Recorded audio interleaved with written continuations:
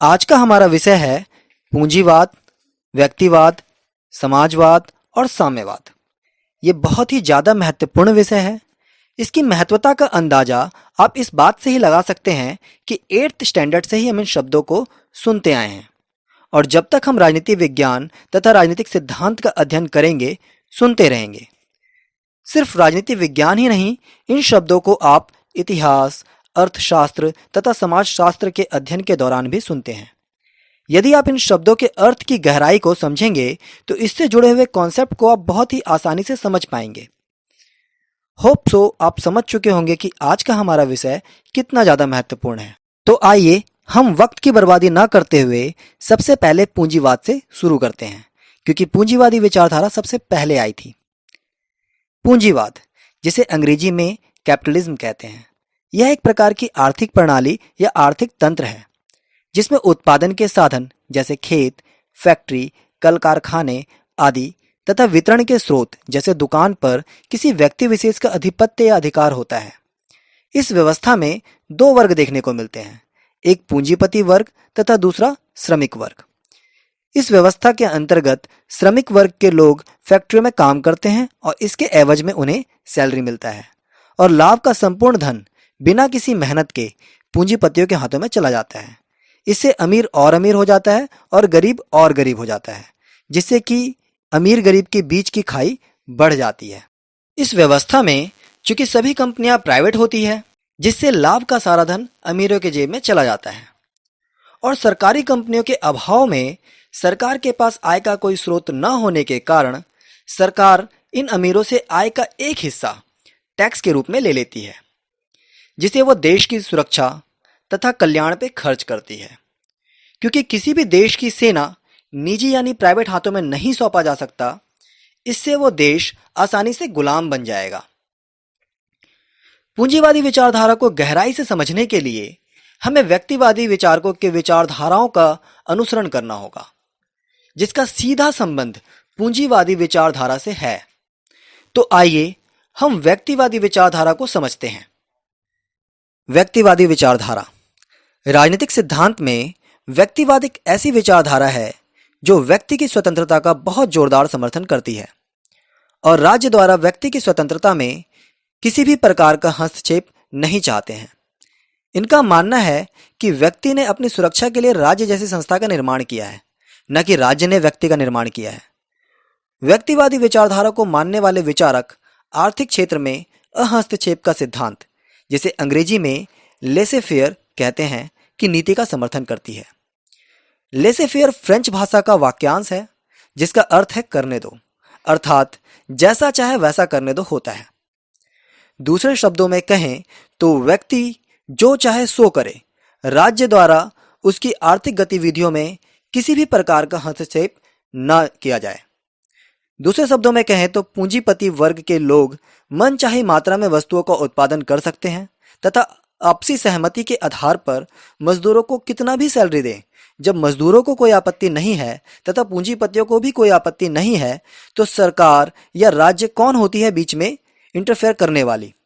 इस विचारधारा का समर्थन करने वाले विचारक हैं हर्बर्ट स्पेंसर, नॉजिक, हेयर, मिल्टन फ्रीडमैन, मल्स तथा रिकार्डो।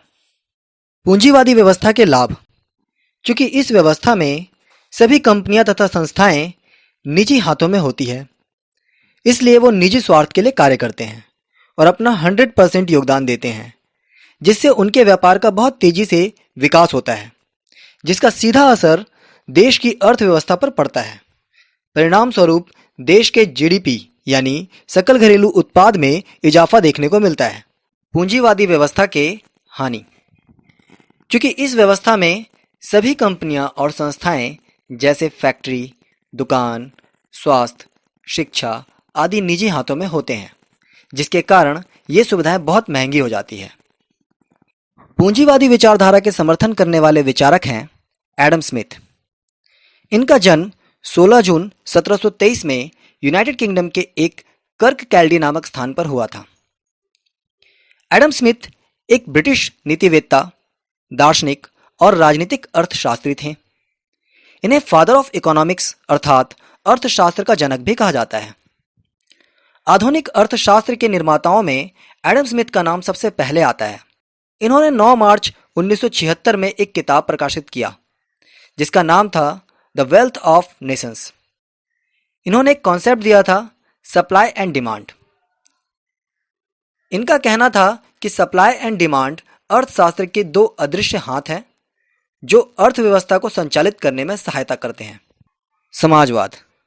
समाजवाद अंग्रेजी और फ्रांसीसी शब्द सोशलिज्म का हिंदी रूपांतरण है। राजनीतिक सिद्धांत में समाजवाद एक ऐसी विचारधारा है जिसमें उत्पादन के साधनों जैसे खेत, फैक्ट्री, कल कारखाने आदि तथा वितरण के स्रोत जैसे दुकान आदि पर किसी व्यक्ति विशेष का आधिपत्य या अधिकार नहीं होता है, बल्कि इस पर पूरे समाज का सामूहिक अधिकार होता है और लाभों का वितरण समाज के सभी वर्गों के मध्य समानता के आधार पर किया जाता है। समाजवादी विचारधारा को मानने वाले लोग राज्य की सहायता से समाज में समानता लाना चाहते हैं। इनका मानना है कि राज्य ऐसी नीतियां बनाए जिससे हर व्यक्ति से समाज में उसकी क्षमता के अनुसार कार्य लिया जा सके और उसके कार्यों के अनुसार उसे सैलरी दिया जा सके। अर्थात कम कार्य करने वाले को कम वेतन दिया जाए तथा ज्यादा कार्य करने वाले को ज्यादा वेतन दिया जाए। समाजवादी विचारधारा के समर्थन करने वाले विचारक हैं Saint Simon, Louis Blanc, Charles Fourier, Robert Owen तथा रूसो। समाजवादी व्यवस्था के लाभ। चूंकि इस व्यवस्था में सभी कंपनियां और संस्थाएं जैसे फैक्ट्री, दुकान, स्वास्थ्य, शिक्षा आदि राज्य यानी सरकार के नियंत्रण में होते हैं, जिसके कारण ये सुविधाएं सभी के पहुंच में होती है। इसमें सभी बच्चों के लिए मुफ्त शिक्षा तथा स्वास्थ्य का बंदोबस्त होता है जो राज्य यानी सरकार द्वारा संचालित होते हैं। समाजवादी व्यवस्था की हानि। इस व्यवस्था में लोगों के पास अभिव्यक्ति की स्वतंत्रता नहीं होती है, जिससे कि वे अपने विचारों को प्रकट नहीं कर पाते हैं। साम्यवाद। साम्यवाद को अंग्रेजी में कम्युनिज्म कहते हैं। यह विचारधारा कार्ल मार्क्स तथा एंगल्स के विचारों पर आधारित है। यही कारण है कि कार्ल मार्क्स को साम्यवाद का पुरोधा भी माना जाता है। इसलिए साम्यवाद को जानने से पहले हम थोड़ा कार्ल मार्क्स तथा एंगल्स के बारे में जानते हैं। Karl Marx. कार्ल मार्क्स का जन्म 5 मई 1818 में जर्मनी के एक प्रदेश राइनलैंड के ट्रिब्स नामक नगर में हुआ था। बाल्यकाल से ही उसके माता पिता ने ईसाई धर्म को स्वीकार कर लिया था। उसकी शिक्षा बॉर्न एवं बर्लिन विश्वविद्यालय में हुई। उन्होंने अपना विषय कानून चुना था, परंतु इतिहास, अर्थशास्त्र और दर्शन शास्त्र में भी उनकी बहुत अधिक रुचि थी। कार्ल मार्क्स ने अपने विद्यार्थी जीवन में ही JWF हीगल की कृतियां पढ़ ली थी। आर्थिक और सामाजिक समस्याओं के प्रति मार्क्स की गहरी रुचि केवल जर्मनी की गरीब जनता की वजह से ही नहीं थी, अपितु अधिक विकसित पूंजीवादी देशों जैसे ब्रिटेन और फ्रांस की घटनाओं ने भी उसे अपनी ओर आकर्षित किया। हीगल के दर्शन से मार्क्स ने बहुत कुछ सीखा, परंतु वह हीगल के निष्कर्ष से सहमत नहीं था।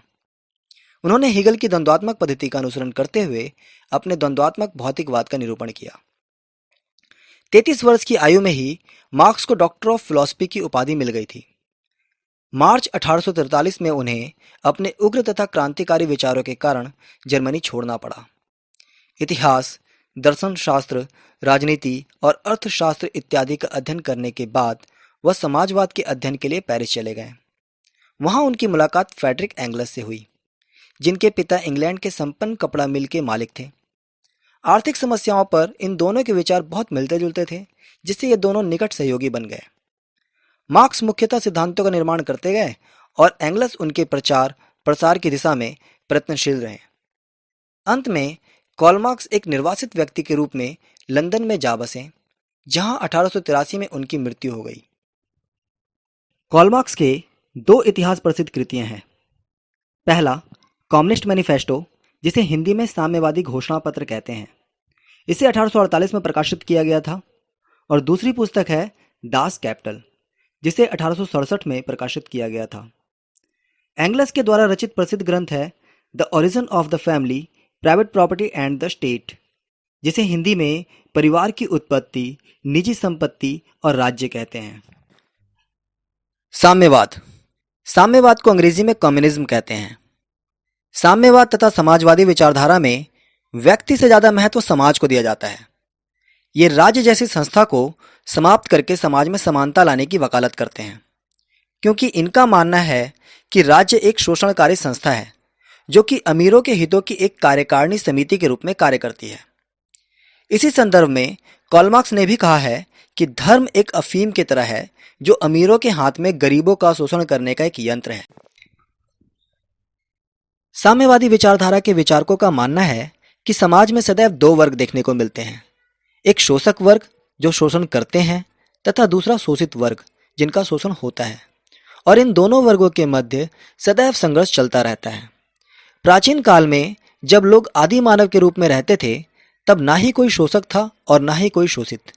फिर कुछ ताकतवर लोगों ने भूमि के एक छोटे से टुकड़े को घेर लिया और कहा यह मेरी भूमि है, और आसपास के मासूम लोगों ने भी बहुत सहजता से उसे मान लिया।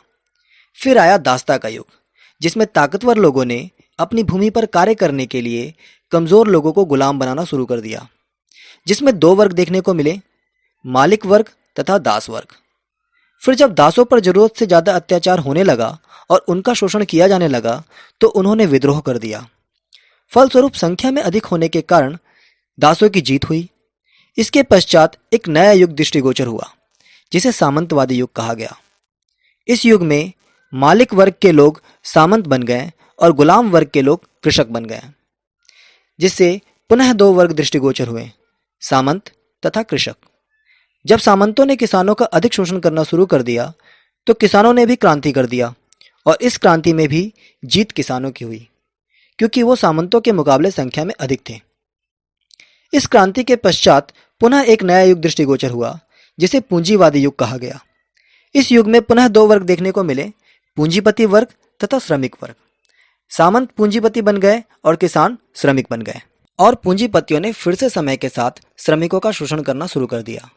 इसी उपलक्ष्य में कार्ल मार्क्स का मानना है कि यदि इतिहास के क्रम को देखा जाए तो जब जब सर्वहारा वर्ग का अधिक शोषण हुआ है उन्होंने क्रांति की है, और सदैव जीत उन्हीं की हुई है, क्योंकि वो वर्जुआ वर्ग के मुकाबले संख्या में सदैव से ही अधिक रहे हैं। अतः उन्हें एक बार फिर से क्रांति करनी चाहिए। उनके पास खोने के लिए सिवा जंजीरों के कुछ भी नहीं है और पाने के लिए बहुत कुछ है। इस क्रांति में भी जीत सर्वहारा वर्ग की ही होगी, और इसके पश्चात एक ऐसे समाज का स्थापना होगा जहां ना तो कोई शोषक होगा और ना ही कोई शोषित। मेहनत करना सबके लिए अनिवार्य होगा।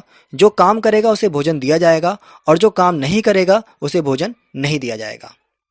साम्यवादी विचारधारा को मानने वाले विचारकों का कहना है कि श्रमिकों से कार्य तो उसकी क्षमता के अनुसार लिया जाए, किंतु उसे सैलरी उसके जरूरत के हिसाब से दिया जाए। समाजवाद तथा साम्यवाद में अंतर। वैसे तो समाजवाद तथा साम्यवाद के उद्देश्य एक ही हैं। दोनों ही समाज में समानता लाना चाहते हैं और व्यक्ति से ज्यादा महत्व समाज को देते हैं, किंतु दोनों अपने उद्देश्य की प्राप्ति के लिए अलग अलग मार्ग को अपनाते हैं। दूसरे शब्दों में कहें तो दोनों के साध्य एक ही हैं, किंतु साधन अलग अलग हैं। समाजवादी विचारधारा के लोग राज्य की सहायता से समाज में समानता लाना चाहते हैं। वो चाहते हैं कि राज्य ऐसी नीतियां बनाए जिसमें हर व्यक्ति से समाज में उसके क्षमता के अनुसार कार्य लिया जाए और उसके कार्य कुशलता के अनुसार उन्हें सैलरी दी जाए। जबकि साम्यवादी विचारधारा के लोग राज्य के उन्मूलन यानी समाप्त करके समाज में समानता लाना चाहते हैं। वो चाहते हैं समाज में हर व्यक्ति से उसके क्षमता के अनुसार कार्य तो लिया जाए, किंतु उन्हें सैलरी उनकी जरूरतों के हिसाब से दिया जाए।